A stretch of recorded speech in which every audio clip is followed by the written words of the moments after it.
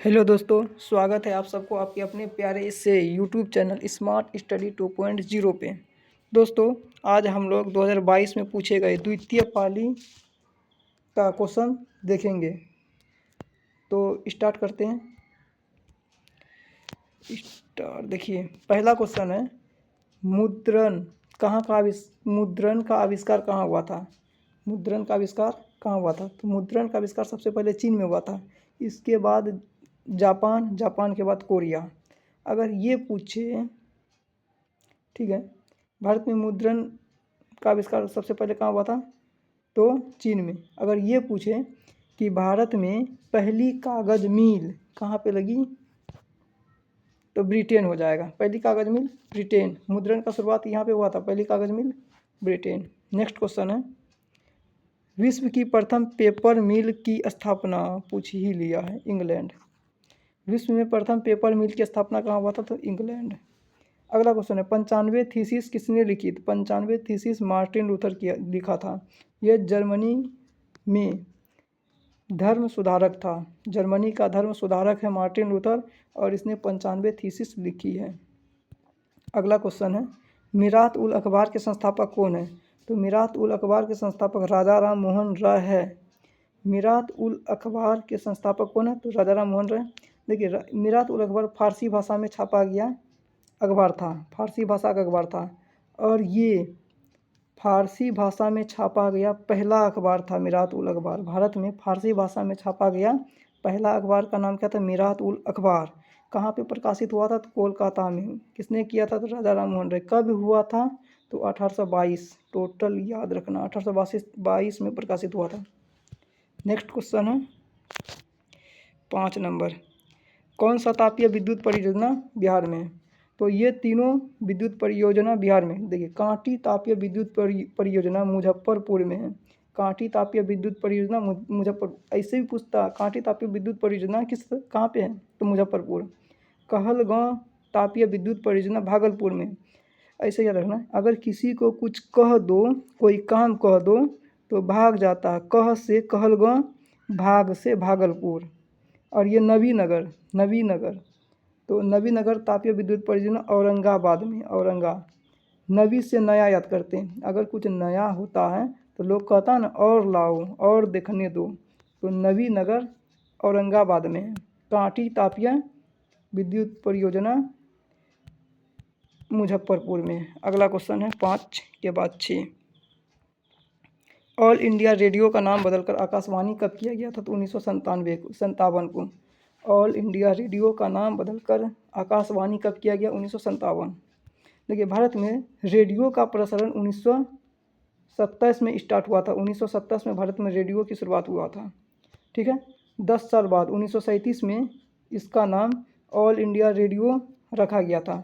और फिर 20 साल बाद 1927 में रेडियो का शुरुआत हुआ था। 10 साल बाद इसका नाम ऑल इंडिया रेडियो। फिर 20 साल यानी कि 1957 में इस ऑल इंडिया रेडियो का भी नाम बदल के आकाशवाणी कर दिया गया।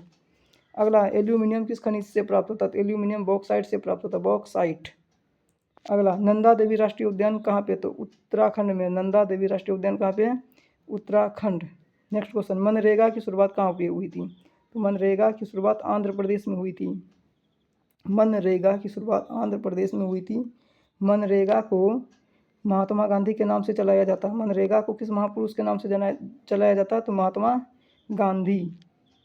ठीक है, मनरेगा की शुरुआत आंध्र प्रदेश के अनंतपुर जिला से हुआ। अनंतपुर मनरेगा के तहत गांव के मजदूरों को 1 वर्ष में 100 दिनों का रोजगार देता है।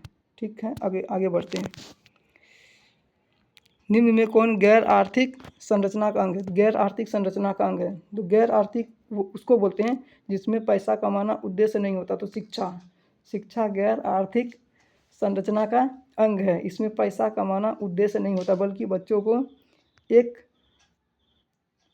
शिक्षा देकर स्ट्रॉन्ग करना, मजबूत करना, बच्चों का भविष्य बनाना होता। शिक्षा में पैसा कमाना उद्देश्य नहीं होता। अगला क्वेश्चन है, विश्व व्यापार संगठन यानी कि डब्ल्यूटीओ का full form World Trade Organization होता है। ठीक है, विश्व व्यापार संगठन की स्थापना जनवरी 1995 में हुआ था। इसका मुख्यालय पूछे तो जेनेवा स्विट्जरलैंड में है। भारत भी इसका सदस्य 1995 में ही बना था। अगला क्वेश्चन है, ब्रंट लैंड आयोग संबंधित है किससे?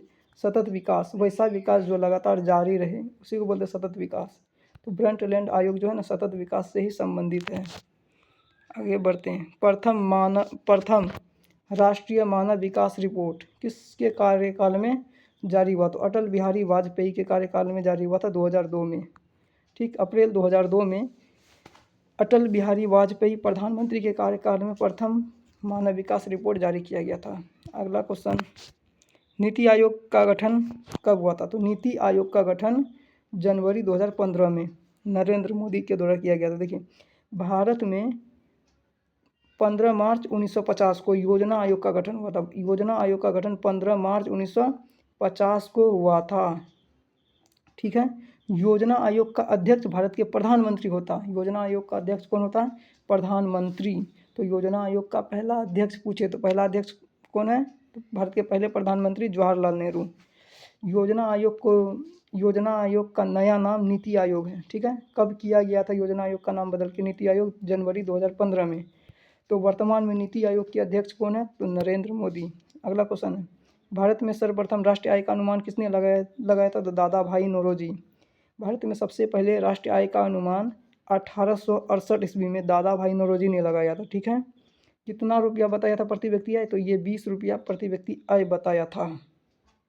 इसने एक किताब भी लिखा था, पोवर्टी, POVERTY, ये भी पूछा हुआ। ठीक है, पोवर्टी एंड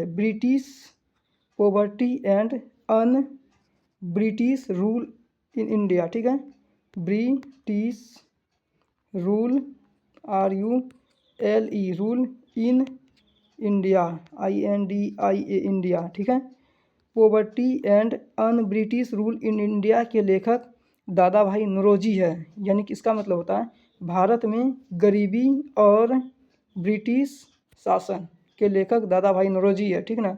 प्रति व्यक्ति आय का अनुमान कब लगाया था? 1868 में। कितना बताया था प्रति व्यक्ति आय? 20 रुपया।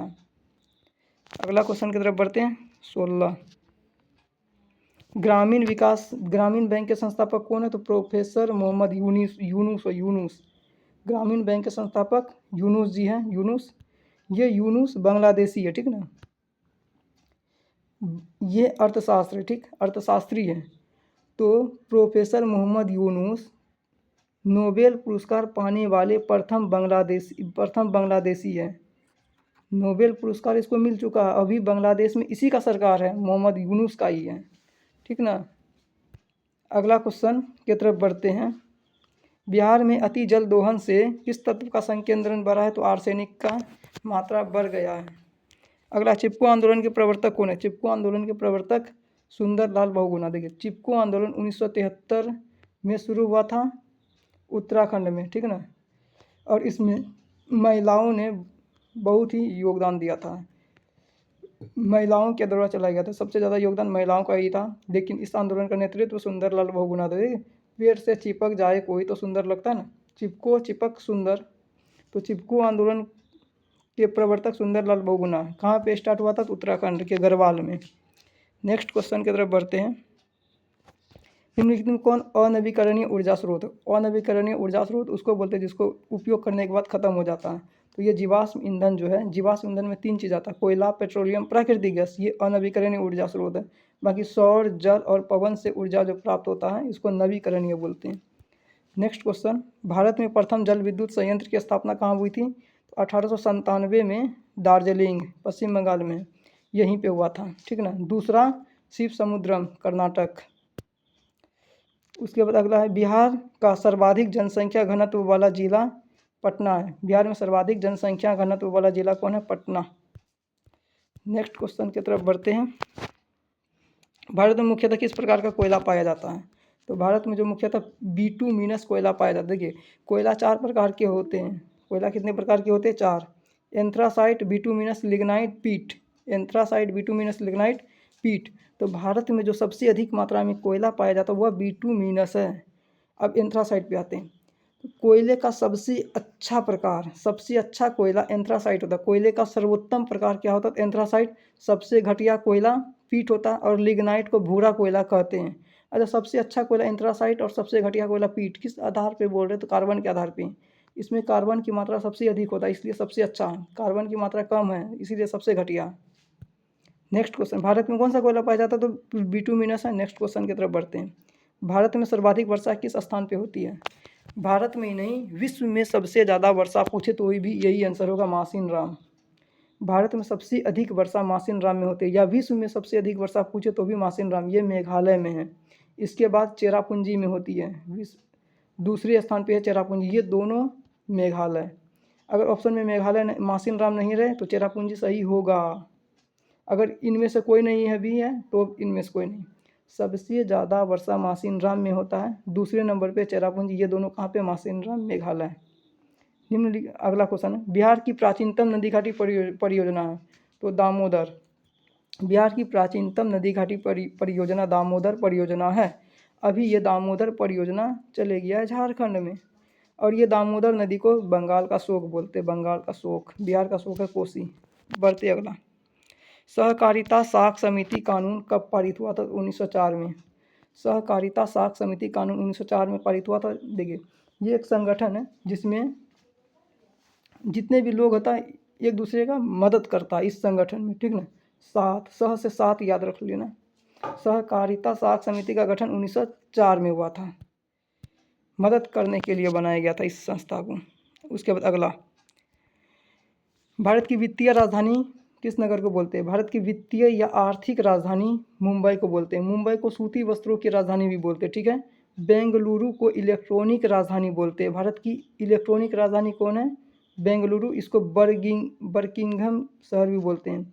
दिल्ली भारत की राजनीतिक राजधानी है। भारत की राजनीतिक राजधानी दिल्ली। भारत की आर्थिक या वित्तीय राजधानी मुंबई है। सूती वस्त्रों की राजधानी भी मुंबई ही है। अगला, भारत के सकल घरेलू उत्पाद में किस क्षेत्र का योगदान सबसे ज़्यादा है? तो सेवा क्षेत्र का योगदान सबसे ज़्यादा है। सबसे कम पूछें तो कृषि का। आज़ादी से पहले कृषि क्षेत्र का योगदान सबसे अधिक था, सेवा का कम था। अभी सेवा क्षेत्र का योगदान सबसे अधिक है। अगला है, स्वर्ण आभूषणों की जांच, स्वर्ण आभूषणों की शुद्धता को सुनिश्चित करने के लिए किस मान्यता प्राप्त चिन्ह का उपयोग किया जाता है? तो हॉलमार्क। देखें, सोना वोना खरीदने जाते हैं, बड़का बड़का हॉल में खरीदने जाते हैं तो हॉलमार्क से स्वर्ण आभूषण याद रख सकते हैं। एक मार्क है खाद्य पदार्थों की गुणवत्ता के लिए।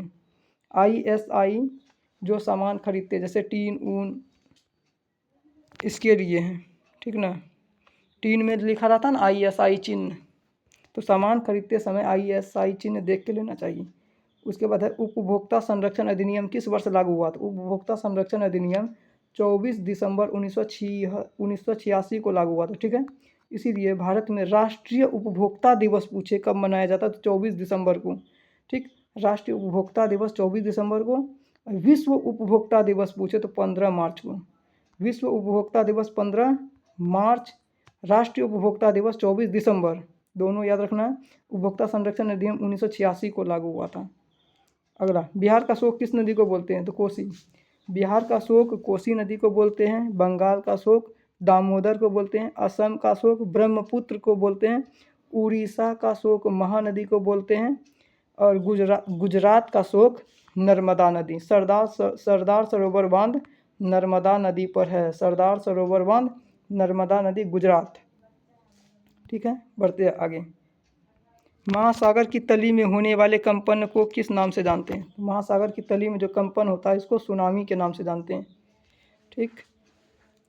आगे, संसाधनों की खोज एवं प्रबंधन के लिए किस उपग्रह का प्रयोग किया जाता है? सुदूर संवेदी उपग्रह का प्रयोग किया जाता है संसाधनों की खोज के लिए।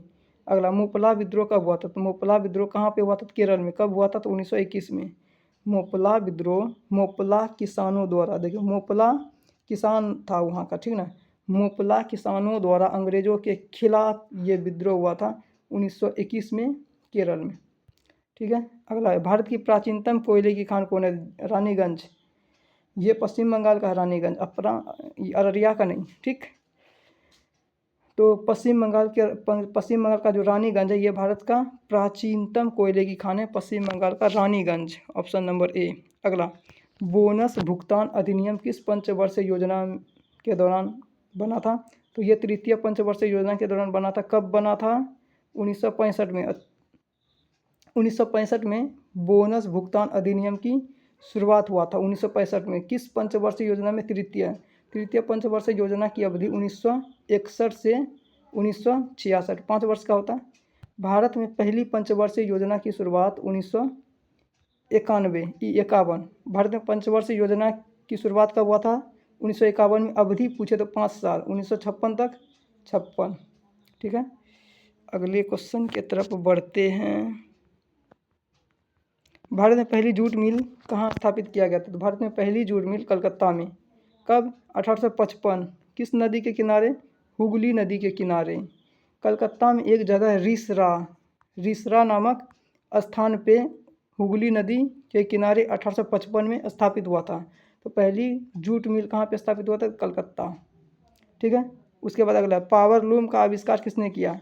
तो पावर लूम का आविष्कार एडमंड कार्टराइट ने किया था। एडमंड कार्टराइट ने पावर लूम का आविष्कार किया था। जेम्स वाट ने किया था आविष्कार।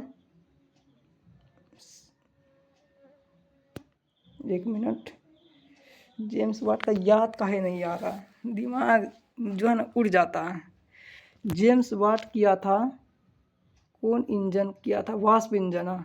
वाष्प इंजन का आविष्कार जेम्स वाट किया था। ठीक है, और स्पिनिंग म्यूल स्पिनिंग म्यूल का आविष्कार पूछे तो क्रॉम्पटन ने किया था। ठीक ना।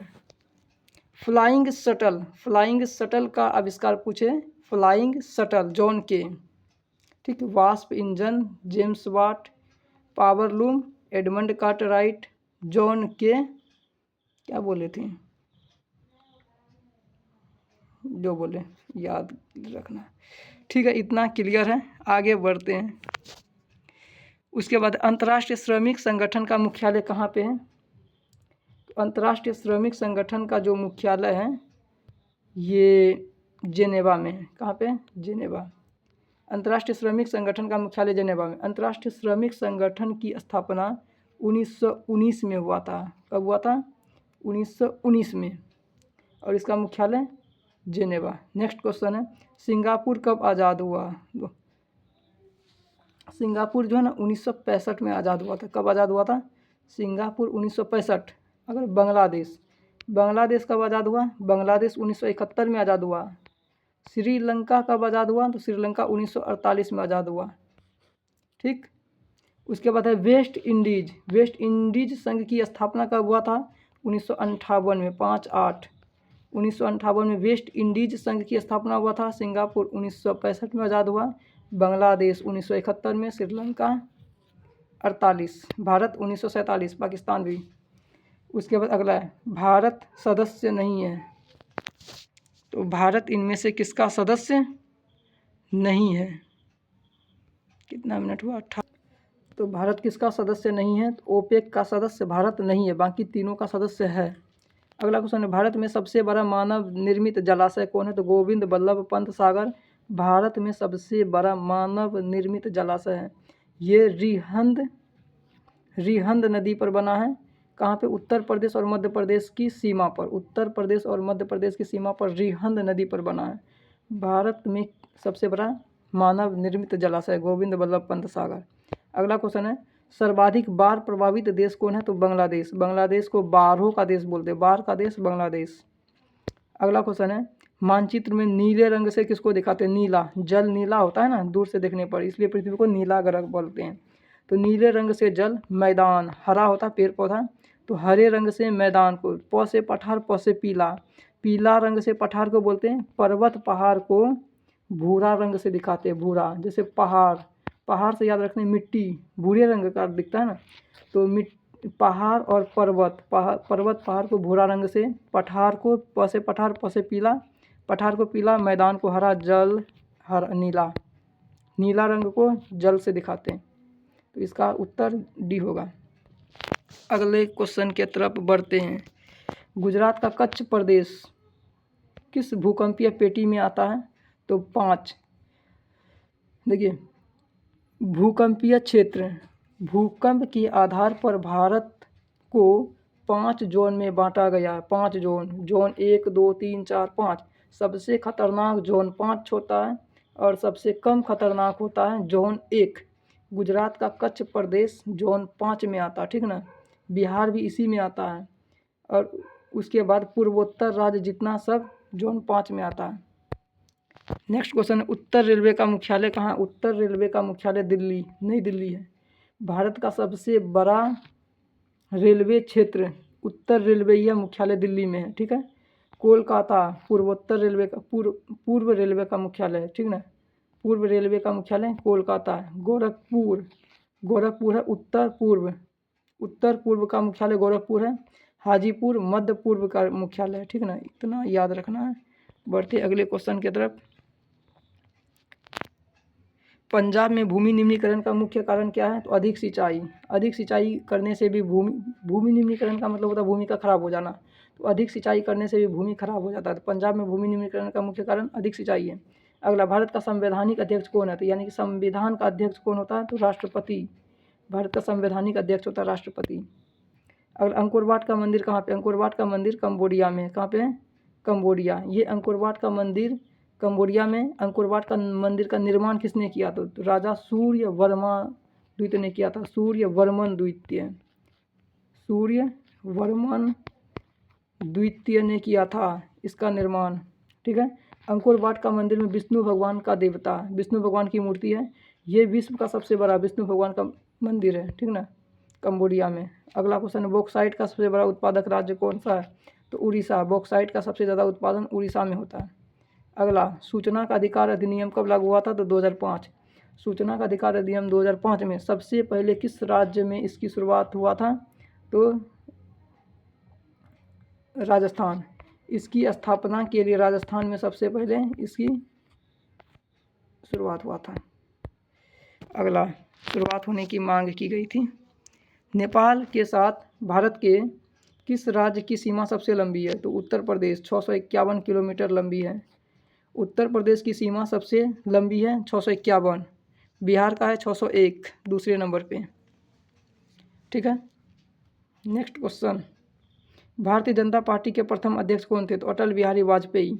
भारतीय जनता पार्टी के प्रथम अध्यक्ष अटल बिहारी वाजपेयी थे और भारतीय जनता पार्टी की स्थापना 1980 में हुआ था। नेक्स्ट क्वेश्चन है, पंचायतों में महिलाओं के लिए कितना प्रतिशत आरक्षण है? तो 50। पंचायतों में 50 है और लोकसभा में 33% आरक्षण है। बिहार का जो विधानसभा है या पंचायत है, इसमें 50% आरक्षण दिया और महिलाओं को पंचायतों में 50% आरक्षण देने वाला पहला राज्य बिहार है, ठीक है। कुछ तो अच्छा काम किया। अगला क्वेश्चन, राज्य वित्त आयोग का गठन किया जाता है। क्यों किया जाता है राज्य वित्त आयोग का गठन? तो पंचायतों की वित्तीय स्थिति के पुनर्अवलोकन हेतु, ठीक ना। पंचायतों की वित्तीय स्थिति को देखने के लिए राज्य वित्त आयोग का गठन किया जाता है। बढ़ते हैं अगला क्वेश्चन, बिहार में सर्वप्रथम नगर निगम की स्थापना कहाँ हुई थी? तो ये पटना में हुआ था। बिहार में सबसे पहले नगर निगम की स्थापना पटना में हुआ था। अगर भारत में पूछे तो चेन्नई 1688। भारत में सबसे पहले नगर निगम की स्थापना चेन्नई में हुआ था, ठीक ना। उसके बाद नगर निगम के प्रधान को बोलते हैं मेयर या महापौर। मेयर या महापौर। नगर निगम के प्रधान को मेयर या महापौर बोलते, ठीक ना। और बिहार का पहला नगर निगम पटना। और भारत का पहला नगर निगम चेन्नई। भारत का पहला चेन्नई कब हुआ था? तो 1688। और बिहार में कब हुआ था? तो 1952, ठीक है। बढ़ते हैं आगे। 56, अब कम ही बचा है, 56 है। बिहार में छात्र आंदोलन का नेतृत्व किसने किया था? जयप्रकाश नारायण किया था। बिहार में छात्र आंदोलन का नेतृत्व 1974 में जयप्रकाश नारायण ने किया था। नेक्स्ट क्वेश्चन है, सविनय अवज्ञा आंदोलन के दौरान भारत के वायसराय कौन थे? तो लॉर्ड इरविन थे। सविनय अवज्ञा आंदोलन किसने चलाया था? तो महात्मा गांधी ने। कब? 1930 में। किस लिए चलाया था? तो नमक कानून के विरोध में, ठीक ना, नमक कानून के विरोध में चलाया था। और इसलिए 5 मार्च 1931 को गांधी जी और इरविन के बीच एक समझौता होता है, ठीक ना। ये समझौता कहाँ पे होता है? दिल्ली में। तो गांधी इरविन समझौता कब हुआ? 5 मार्च 1931 1931 को ये समझौता दिल्ली में होता है, इसलिए इसको दिल्ली समझौता के नाम से भी जानते हैं। अगला क्वेश्चन है जेनेवा संधि कब हुई थी? जेनेवा समझौती मई 1954 में होता है। जेनेवा संधि मई 1954 में। इस जेनेवा संधि के द्वारा वियतनाम को दो भाग में बांट देता, उत्तरी वियतनाम और दक्षिणी वियतनाम। ठीक है। उसके बाद वियतनाम का एकीकरण कब होता? तो 1975 में, अप्रैल 1975 में वियतनाम का एकीकरण होता है। वियतनाम के एकीकरण का जनक हो ची मिन्ह है, और हो ची मिन्ह का अर्थ पथ प्रदर्शक होता है। ये सभी नोट करना है आप लोग को, पथ प्रदर्शक। ठीक है। अगला क्वेश्चन है चौरी चौरा कांड कब हुआ था? तो चौरी चौरा कांड 1922 को हुआ था गोरखपुर में, उत्तर प्रदेश के गोरखपुर में चौरी चौरा हत्याकांड हुआ था। इसी चौरी चौरा कांड के कारण महात्मा गांधी ने असहयोग आंदोलन को बंद कर दिया था, स्थगित कर दिया था 1922 में। अगला क्वेश्चन है विश्व का पहला समाजवादी देश कौन है? तो रूस। अगला क्वेश्चन है हिंद चीन पहुंचने वाले प्रथम व्यापारी कौन थे? तो पुर्तगाली। भारत आने वाले प्रथम व्यापारी पूछे पुर्तगाली, चीन जाने वाले पुर्तगाली ही है। इधर सब जगह पुर्तगाली का ही व्यापार था। अगला क्वेश्चन है वियतनाम का एकीकरण कब हुआ था? अप्रैल 1975 को वियतनाम का एकीकरण हुआ था। काउंट काबूल को विक्टर इमैनुअल ने किस पद पर नियुक्त किया था? प्रधानमंत्री के पद पर नियुक्त किया था काउंट काबूल को। अगला क्वेश्चन है किन्हें सीमांत गांधी के नाम से जानते हैं? खान अब्दुल गफ्फर खां को सीमांत गांधी के नाम से जानते हैं, और इसको बादशाह खान भी बोलते हैं। ठीक है ना। खान अब्दुल गफ्फर खान को सीमांत गांधी या बादशाह खान के नाम से भी जाना जाता है। अगला क्वेश्चन है निम्नलिखित में से कौन सा राज्य है जो रेल मार्ग से नहीं जुड़ा है? तो भारत का दो राज्य है जो रेल मार्ग अभी भी नहीं है, मेघालय और सिक्किम। मेघालय और सिक्किम में रेल मार्ग नहीं है, ये गलत बात है। अभी तक यहाँ पे रेल की शुरुआत नहीं हुआ, मेघालय और सिक्किम रेल मार्ग से अभी जुड़ा नहीं है, लेकिन चिंता करने का कोई बात नहीं है, लग जाएगा। अगला क्वेश्चन है भारत में वायु परिवहन का राष्ट्रीयकरण कब हुआ था? तो 1923 में। राष्ट्रीयकरण का मतलब होता है सरकार के अंदर, ठीक ना। जब सरकार अपने हाथों में ले लेता तो इसको बोलते हैं राष्ट्रीयकरण। तो वायु परिवहन का राष्ट्रीयकरण 1923 में हुआ था। 1953 में वायु परिवहन का शुभारंभ कब हुआ? वायु परिवहन की शुरुआत कब हुआ? तो 1911 में। कहाँ से कहाँ तक चला था? तो इलाहाबाद से नैनी के बीच चला था, उत्तर प्रदेश में। उसके बाद अगला, बिहार में कितना क्षेत्र वनों से आच्छादित है? तो 7%। बिहार में 7% क्षेत्र वनों से आच्छादित है, वन है। किसी भी देश में उसकी कुल भूमि का 33% भाग पर वन का विस्तार होना चाहिए, और पूरे भारत में लगभग 20% क्षेत्र पे वन है। ठीक है। भारत में सबसे अधिक वन मध्य प्रदेश में, एमपी में सबसे अधिक वन है। अगला धान का प्रकार है, तो ओस, अमन और बोरो, ये धान का ही प्रकार होता है। ओस, अमन, बोरो धान का प्रकार है। ठीक ना। अगला क्वेश्चन है निम्नलिखित में कौन सा खनिज कार्बनिक खनिज है? कार्बनिक खनिज उसको बोलते हैं जो सजीव से प्राप्त होता है। तो कोयला पेड़ पौधा से सजीव से प्राप्त होता है, तो ये कार्बनिक है। अगला क्वेश्चन, प्रथम पृथ्वी सम्मेलन कहाँ हुआ था? प्रथम पृथ्वी सम्मेलन 1992 को रियो डी जेनेरो ब्राज़ील में हुआ था। रियो डी जेनेरो कहाँ पे है? ब्राज़ील में। कब हुआ था? 1992। अब तक 3 पृथ्वी सम्मेलन हुआ था। पहला 1992 रियो डी जेनेरो ब्राज़ील में, दूसरा 1997 5 साल के बाद 1997 न्यूयॉर्क अमेरिका में हुआ था। 5 साल के बाद हुआ था, इसीलिए द्वितीय पृथ्वी सम्मेलन को +5 सम्मेलन 5 के नाम से भी जानते हैं। और तृतीय पृथ्वी सम्मेलन हुआ था जोहान्सबर्ग 2002 को, 2002। ठीक है। जोहान्सबर्ग दक्षिण अफ्रीका में। उसके बाद क्योटो जापान में। क्योटो सम्मेलन दिसंबर 1997 को होता है। दिसंबर 1997 97 दिसंबर 1997 को क्योटो सम्मेलन होता है। क्योटो सम्मेलन कहाँ पे हुआ था? जापान के क्योटो शहर में। ठीक है।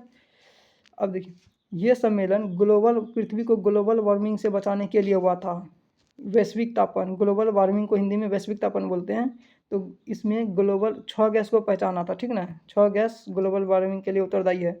इसमें से सबसे ज़्यादा CO2 गैस है। ग्लोबल वार्मिंग के लिए सबसे ज़्यादा उत्तरदायी गैस CO2 होता है, कार्बन डाइऑक्साइड। अगला क्वेश्चन है निम्नलिखित में कौन राष्ट्रीय दल नहीं है? वो ये को छूट गया 72। निम्न में कौन कृषि आधारित नहीं है? कौन कृषि आधारित नहीं है? तो ये सीमेंट उद्योग कृषि आधारित नहीं है। जैसे जूट पटुआ होगा तो ही जूट उद्योग होगा। उसके बाद चीनी उद्योग खेती से ही जुड़ा हुआ है। ये गन्ना होगा तो चीनी उद्योग होगा। उसके बाद सूती वस्त्र उद्योग, कपास का खेती होगा तो ही सूती वस्त्र उद्योग लगेगा। सीमेंट उद्योग खेती पर नहीं है आधारित। अगला क्वेश्चन, निम्नलिखित में कौन राष्ट्रीय दल नहीं है? तो लोक जनशक्ति पार्टी राष्ट्रीय दल नहीं है, क्षेत्रीय पार्टी है। इसका गठन रामविलास शर्मा ने किया था। वो रामविलास पासवान, शर्मा जो है ना याद आ जाता है, रामविलास पासवान ने किया था। ठीक है। उसके बाद अगला क्वेश्चन है, बोलीविया में जन संघर्ष का कारण क्या था? तो बोलीविया में जन संघर्ष का कारण जल का निजीकरण, जल को वहाँ पे निजीकरण कर दिया था, जल का दाम बढ़ा दिया, जल का कीमत बढ़ा दिया था। बोलीविया किस महादेश में? तो दक्षिण अमेरिका महादेश में। बोलीविया दक्षिण अमेरिका महादेश में। ठीक है। अगला क्वेश्चन, निम्न में किसे प्राथमिक क्षेत्र कहते हैं? तो कृषि क्षेत्र को प्राथमिक क्षेत्र बोलते हैं, औद्योगिक क्षेत्र को द्वितीयक बोलते हैं और सेवा को तृतीयक बोलते हैं। अगला क्वेश्चन है, स्वीडन की मुद्रा का नाम क्या है? तो स्वीडन की मुद्रा है krona, Swedish krona. Krona Sweden की मुद्रा का नाम है। रूबल रूस है। Dollar America. Pound UK, United Kingdom Britain. अगला क्वेश्चन है, गरीबी के कुचक्र की धारणा किसने दिया था? तो गरीबी के कुचक्र की धारणा रैगनर नर्क्स ने दिया था, अर्थशास्त्री है ये। ठीक ना। अगला, कृषि तथा ग्रामीण विकास के लिए पुनर्वित्त करने वाली शीर्ष संस्था कौन है? तो नाबार्ड। नाबार्ड की स्थापना 1982 में छठी पंचवर्षीय योजना में हुआ था। ठीक है, 1982 में छठी पंचवर्षीय योजना। अगला, भारतीय रिजर्व बैंक की स्थापना 1935। भारतीय रिजर्व बैंक की स्थापना कब हुई थी? तो 1935 में। देखिए, रिजर्व बैंक मुद्रा जारी करने वाला बैंक, भारत में मुद्रा जारी करने वाला बैंक कौन है? Reserve bank of India. Reserve bank of India को भारत का केंद्रीय बैंक बोलते हैं। बैंकों का bank reserve bank of India को ही बोलते हैं। ठीक है। तो ठीक है दोस्तों, इतना आप लोग याद कीजिए, और जो आप लिख कर याद कर सकते हो तो बहुत अच्छी वाला बात है। लिख कर ही याद करना चाहिए आप लोग को। ठीक है। अब इसके साथ मिलते हैं दूसरी वीडियो में, तब तक के लिए थैंक्स।